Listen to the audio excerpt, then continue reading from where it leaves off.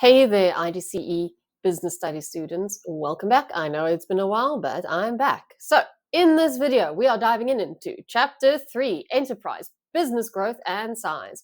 We'll cover definitions, exam-style questions, and maybe some real-life examples, if I can remember any.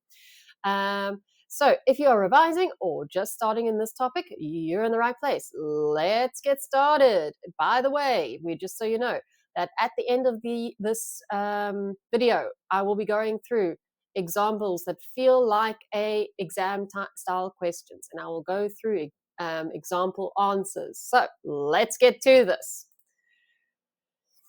All right, so the question we're going to start with is, what is an entrepreneur? An entrepreneur is someone who starts and operates a brand new business. So when do entrepreneurs even exist? Well, they can be anybody, but they'll only exist once you have an idea and want to start a business. So do you guys have any ideas of what you want to do later, or if you want to be a business startup person? So remember, was that these people have to also consider the factors of production: land, labor, capital, and enterprise. After that, they're going to have to take some financial risks and aim for profit. Let's see if that's going to happen at the end of our PowerPoint presentation. All right, so being an entrepreneur. Is it awesome or is it not? So independence, you can get independent. You don't have to follow your boss's orders anymore. You can make your own decisions and work on your own schedule, not on your boss's schedule anymore. You can turn your personal ideas or interests into a business. So are you an expert into something? You could possibly start your own business in that. Potential for a high income and profit. Who doesn't like money? But that only works if you take the right financial risks. And you can possibly achieve fame and fortune if you're successful in your business. Disadvantages, though. High risk of failure, especially in the first year. This is going to be a challenge for any new business that you're going to start with, whether it's yours or you participating in another business. Because you have to invest in your own money, your own savings, or you have to look for somebody who's going to lend you the cash or invest in your business. But who's going to do that? Mom, dad, brother, sister? You don't know. And banks aren't always too keen with entrepreneurs, especially when they don't have a business plan coming up later, because they have a lack of experience, usually. So this could be a problem for many people later, because do you have any ideas how to start a business from scratch? That's why we're here. And there's an opportunity cost. You may have lost stable income from a regular job. So you used to be able to be paid monthly, a certain amount of money, and now you've got nothing. How are you going to get that money back? This is why you have to focus on making your own money, and so you can be able to profit from it. So to be an entrepreneur, you have to have some, if not all, of these characteristics. You need to be hardworking, because you're going to have a lot of long hours on your own, so it's going to take you a lot of dedication. Then you're going to be a risk taker. Accept uncertainty, because you do not know when you're going to be famous or if you're going to fail. Risks are there. You're going to have to be creative and innovative. If a problem gets ahead of you, you're going to have to figure out how to solve it. So you've got to figure out how you're going to get over those money problems that we spoke about earlier. You're going to have to be self-confident, because nobody is going to listen to someone who's going to be or I don't know. You've got to be confident in what you are presenting, which of course relates to being optimistic, see opportunity and not failure. Well, there's a little bit of both that are good for you. You can see failure, but you need to be able to see it so you can prevent it. Okay. Remember, you're going to be working independently. You're going to be working mostly on your own. Yes, you'll have other people to work with, but you are the one who's making all those decisions at the beginning. And therefore, you have to be an effective communicator and need to persuade banks why they must lend you money, or your mom or dad why they must lend you money, so you can start your business, or possible new customers or investors. And this is why we need a business plan. So a business plan basically helps reduce the risks and increases success chances. This includes your business objectives, meaning what are you going to do now? Okay, so you're going to make a step-by-step plan of all the goals that you have, for at least between 1 to 5 years. Lately, it's now 1 to 3 years. But I would even say split it up to this year first. What's your plans and goals? Second and third year. Because why? Things change over the years, especially when we've had the dreaded plague recently. Then you've got to figure out who is your target market and the customers that you're going to be focusing on. That's got to be in your business plan, because remember, you're presenting this little bit of document to somebody else, like your mom or dad, or a banker who's going to loan you some cash. So you're going to have to say, I'm going to be needing so many thousands of rand because my target market is X, Y, and Z, and they are going to be interested in this product because X, Y, and D. We also have to do some market research. So for me, making these videos, I've had to do research to see what you guys are looking at. What do you want from these videos? And mainly it's just, again, using a PowerPoint presentation just to explain all the theory, and then going through some exam style questions, because that is the most important thing on how do you answer these type of questions. Okay.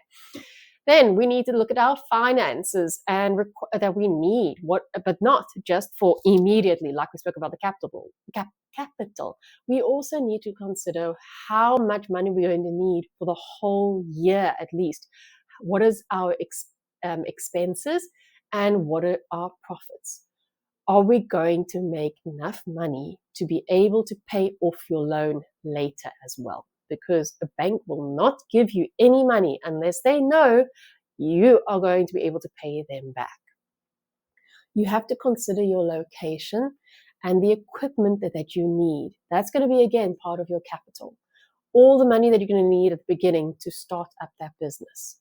Then there's the products and services that you are going to provide. Fortunately, banks won't go and say your ideas to other places, but you need to explain to them what is your idea, why it's a good idea, who's going to want it, why people should invest in it. And then you're going to have to consider how much staff you are going to need for your business, if you need any staff.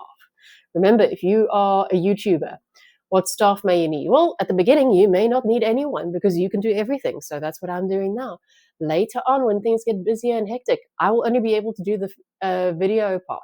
Later, I might be asking or hiring a freelancer to do my video editing and everything else that I might need. That is staff later, and I'll need to budget for them later at this stage. Let's move on. All right, so what also is nice is most governments around the world will try and help businesses. Okay, why would a government want to help these small startup businesses? Well, it can help reduce unemployment, because you are going to try and make a business, which means you need to hire people, which means the population of unemployed people around that area is going to reduce. This also can increase competition. If your product is in competition with another product, you will be able to create where your product may be better than another, and they will need to improve their product for one reason or another. That also means you're going to have to improve your product somehow. And that's usually also due to added value as well, which you've spoken about in previous chapters. We are now promoting innovation. We are promoting ideas and being able to improve and expand a business. This means we're going to help the economy grow, and it increases tax revenue. So if your business does well and you get more profit, that means, unfortunately, it's going to get taxed. But that's fine for the government because they're going to get that money back later.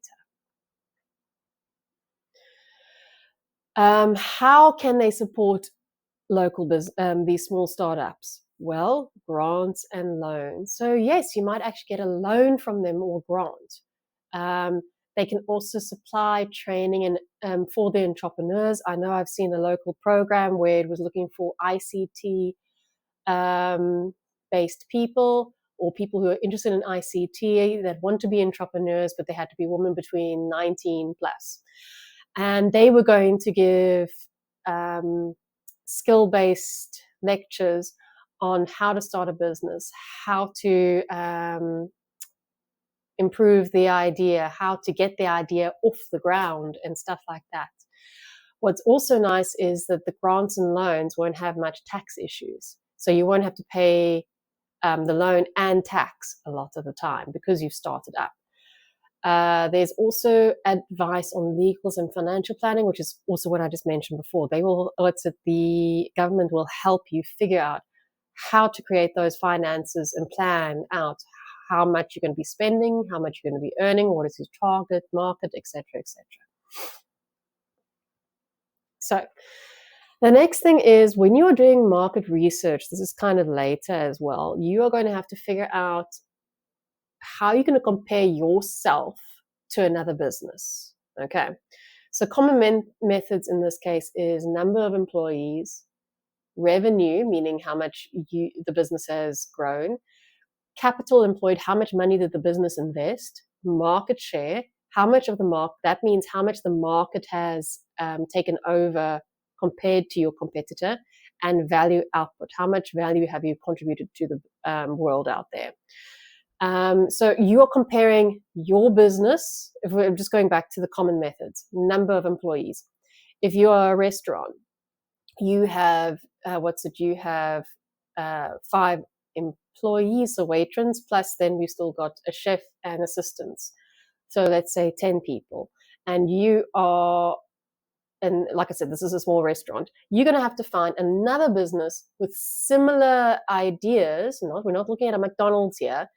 And you're going to see if they are doing better or worse depending on the number of employees. Or is it due to their sales revenue? Is your revenue doing better or is their revenue better? Why is it doing better? Same with capital. How much money did you invest in all the ovens and appliances versus them? Have they also done the same? So you're kind of trying to compare yourself to other competitors. And how much of the market share have they stolen from you or taken over? So remember, we're looking at how much of the restaurant population you're taking over. Are you a sliver or are you a huge chunk? And that's usually the huge chunks are your fast food restaurants, so like McDonald's, Burger King, etc., etc. Okay, but this does sometimes have limitations. High output doesn't mean high profit. So let's say, for example, let's think about this. McDonald's, they have extremely low prices for their food. Doesn't mean they're going to be earning a lot of profit. Okay. Versus if you are a luxury cuisine boutique type restaurant, you're going to hopefully have a higher profit margin then. And that obviously it means as well that you're going to be only serving a certain group. So maybe both McDonald's and you have the same amount of revenue at the end of the year, but you sold a lot less than what McDonald's did. Some businesses are also capital intensive and not labor intensive. Meaning, what did they spend their capital on? McDonald's have spent most of their money in making or perfecting methods to speed up processes for making the food. So they've spent more of their money on figuring out that process, making sure the machines and stuff are done for what they need. So they've done a lot of capital. Versus your luxury boutique restaurant may be labor intensive, meaning you've got 5 different chefs plus their assistants in order to create this most amazing meal. So like one chef could be the baker, the pastry person, then you've got the starters person, etc., etc., etc. So that's more labor intensive. Depends on the industry. Market share also varies. Like I said, you've got the fast food market versus a private market, and you compare these businesses from different sectors isn't always useful. So you can't go and compare. Sometimes it's not a good idea to compare yourself from a private small business restaurant to a fast food chain. You have to find someone who's in the same realm as you. Why businesses want to grow? So, to increase profits. That's what all of you are going to say. Yes, to increase money, to get a high profit in the end. But there's also another issue. You might want to overcome your competition, meaning you may want to merge later because you are taking over their business. You also want to take advantage of economies of scales, meaning you are going to buy more of a item so that you can get it at a bulk discount price. You also want to improve market presence, meaning you want to be known around the area that you are in, and you want to reduce business risk by diversifying. That's a little bit coming up now. Okay. So, how do we grow our business? Well, there's internal, which is organic growth, and external growth. Organic growth basically means we are going to open more branches of our shop.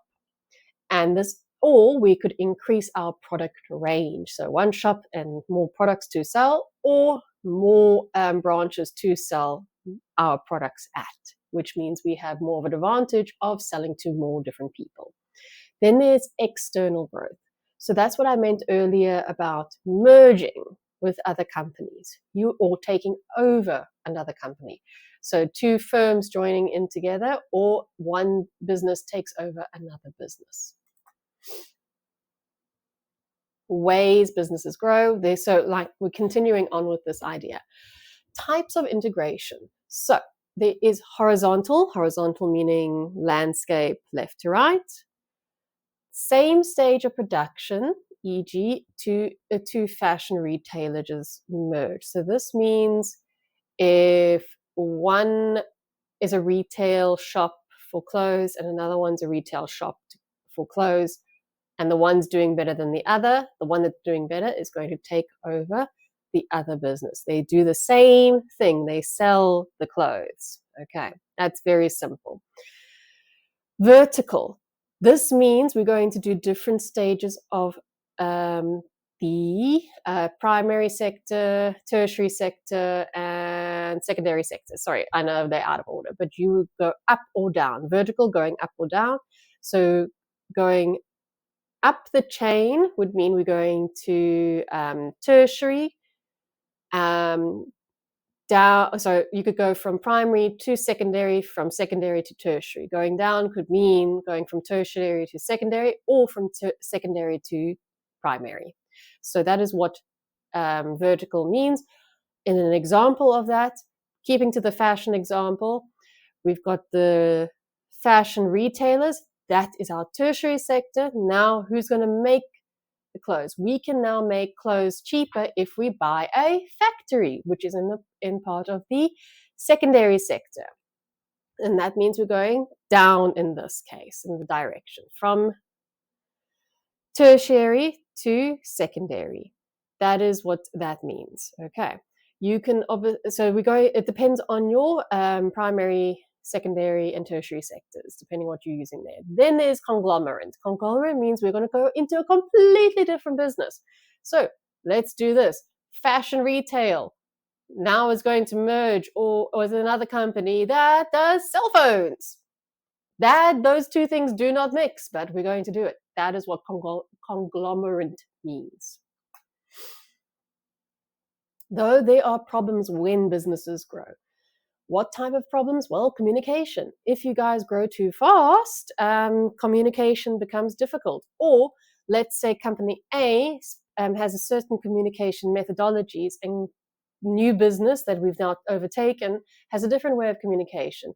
Now, how do you communicate and merge those two ways to communicate? There's also difficulties in coordination. Same idea. Both businesses have two different ways on how to coordinate things. Now you've got to coordinate them as one.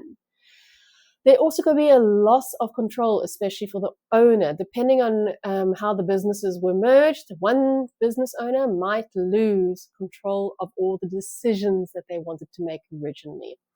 And there's risk of diseconomies of scale, meaning higher average costs. Earlier we got lower average costs. Now suddenly we're going to have to spend more money than expected. Okay, this is just an example I have here. A family-owned bakery has now opened 10 locations, might be struggling to maintain quality and services across all branches. So that's kind of just an example of what could happen there. Now, why would some businesses, small businesses, want to stay small? Well, Maybe the business owner just wants it to stay small. That's just how they want it. Might be the type of market or the niche, or it's a specialization. For example, hairdressers. How many hairdressers do you know have more than one shop? Unless it's a brand name, there's only one hairdresser. Then there is lack of capital to expand. They don't have enough capital to expand. Personal customer service as key value, meaning they want to be able to keep the clientele that they have and make sure it is the best clientele that they would use and need. This is part of their target market. Then there might be also just difficulty in competing with larger firms. Larger firms are scary. I mean, would you like to go against a larger YouTube channel? I don't think so. There are other issues as well that can cause any large, small businesses to fail. Common causes usually include a lack of management skills. Like I said earlier with entrepreneurs, if you don't have the idea and the skills to be able to make a business, how are you going to be able to manage it? Poor cash flow. Like I said again earlier, if you are not managing your money correctly that you loaned earlier, you might have not enough money to pay your staff members. Failure to plan or adapt. There's a famous company called Kodak. They failed to adapt, meaning they only did normal photograph where you could, print the photograph into a film paper. And now we don't do that. We just print it off anytime, anyhow, whatever. And we can see our pictures online, anywhere, wherever we want to. That's not usually the case anymore back then. And they never adapted. So their business has shrunk and nearly collapsed a good couple of times. Sometimes there's a low demand for the product that is being used, or it's seasonal, which then means we're going to get strong competition and rising costs that are unexpected due to external factors, e.g. the plague that we spoke about in a certain year. For startups especially that are vulnerable, they might not have any customer base. That's a bit crap for them. And then there's limited capital, because remember I said, who you're going to loan money from, and also because most people will be reluctant to lend you money because you are an inexperienced owner. Okay, so let's have a look at some exam style question. I'm going to give you a short case scenario. There are going to be 5 questions, which is normal. Question 1 and 2 usually are 2-mark questions, which usually are knowledge-based, K for knowledge, please remember that. Then 3 and 4 are usually 4 marks each. This usually can mean they are knowledge and application-based, or application and knowledge-based. Sorry, application and analysis-based. With question 5, that's where we have evaluation. This is where you have to evaluate yes or no and give an example. Was it a reason why, or your recommendation why? So let's start with the first case study. The only case study. I don't know why I'm saying the first case study. Anna has been working as a pastry chef for 10 years and has decided to start her own business, Anna's Eco Bakery. She sells organic cakes and breads using locally sourced ingredients. She currently runs one small shop, but is thinking about expanding by opening a second store in a nearby town or selling her products online. Anna prides herself on customer service and high quality ingredients, but she worries about the competition from big supermarket bakeries. All right, so this is where you've got to start thinking about your general knowledge answers as well sometimes. Question 1, define an entrepreneur. 5, 4, 3, 2, 1. Lock your answers in, please. So, this is a knowledge answer. An entrepreneur is a person who organizes, operates, and takes financial risks of starting a new business. Question 2. Identify 2 benefits to Anna of running her own business. Now, there can be any amount of benefits to use. So there might be more than one answer available here. If I'm correct? No, I'm just giving you 2 examples. She can be independent, and she can have the ability to use her own skills and passions to create her unique bakery. You can use any 2 knowledge-based ones. What are the other ones? We have independence, ability to use her own skills. She can make her own profit. She can make her own hours. There are a bunch of different other ones. If you just look for benefits of being an entrepreneur, voila. Okay, now for the 4 marks. Remember I said this usually is K and app, knowledge and application. Explain 2 risks Anna faces by expanding a business. So we can think about money as an issue, coordination as an issue, cash flow as an issue. There's a bunch of things. What do we have as our answers? Financial risk. She may lose her money if the business fails. Anna is investing savings into opening a second shop. Well, this could be the problem. And if the sales don't cover costs, she might face debt, especially because she's an entrepreneur. She might be a sole entrepreneur or sole proprietor. That means that all the money that she's now invested could go disappear. There could also be a competition risk. Larger bakeries and supermarkets could undercut her prices. We know for a fact bread is cheaper if you go to a supermarket versus a local bread shop will be more expensive because they can only provide so many loaves of bread in a day. Application: local supermarkets already sell cheaper bread. Analysis: this could make it difficult for Anna to attract enough customers. So in this case, this could be a 6-mark answer, but that's why I mentioned earlier it could be K app or K and. You guys are going to have to figure that out or write all of this and know that you're going to pass very, very well. Explain 2 ways Anna could increase the added value of her bakery products. So now this is an interesting one. I've added this because it comes from another chapter, which could be added into this exam style question. Remember, exam style questions exams aren't based on one chapter out of all 23 chapters that are available in the textbooks. You are going to have a mixed bundle, as you know. So let's see how we could add value into this business. We could improve our branding and packaging. She could create good premium eco-friendly packaging using biodegradable boxes with her logo. This creates a high quality image so customers pay more. She could also offer additional services, providing personalized cake designs or cafe seating, serving cakes with drinks in the shop, and this raises a perceived value, which has increased sales and her margins. Okay, this is the grand question. Consider advantages and disadvantages to expanding her business by opening a second shop instead of selling online. Which option do you recommend and justify your choice? So usually this is 1 knowledge, 2 app, 2 analysis, plus minus, and then the remaining is your evaluation, or it's 2 evaluations. So it can depend on, again, how you answer the question. Let's have a look at the examples I have.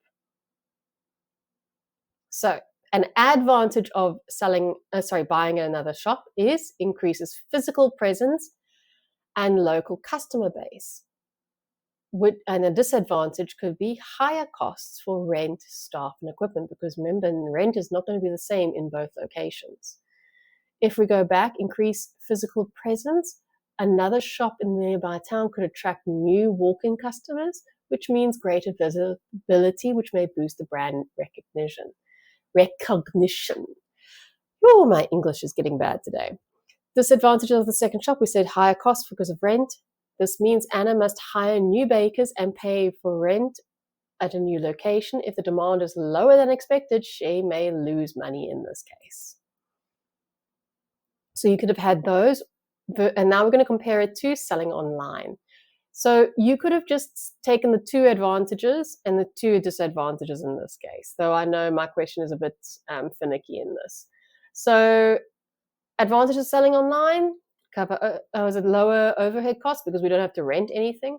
She can bake in 1 location and she can deliver to the rest of the other places, which means she has a wider reach without higher fixed costs that are going to be added on. The problem is delivery logistics might be an issue and maintaining the freshness of her product. Organic may spoil quickly in transit, or cake or anything, depending. So you're going to have to hire or buy one of those trucks that have like a refrigeration type system. And it could damage her brand if customers receive poor quality products. If you guys haven't seen, TLC's Bakery Boss or Boss Bakery, you better have a look at their cakes when they started trying to sell it at a vending machine. Did not work out too well. Okay. Then here are the recommendations. You can go positive or negative. You could go for online only, or you could go for both. Both are correct. You just have to justify your answer. So for example here, selling online may be less risky, allowing Anna to test the demand with lower costs. However, if local demand is proven strong and she has a potential to have enough capital, a second shop could cement her physical presence. Overall, starting an online option first might be safer than physically starting her bakery. That is an opinion on our side. You can have a different recommendation and it'll be acceptable as long as you are able to justify your answer. So that is it for today. Thank you so much. Please don't forget you need to subscribe and we'll see you later. Bye for now.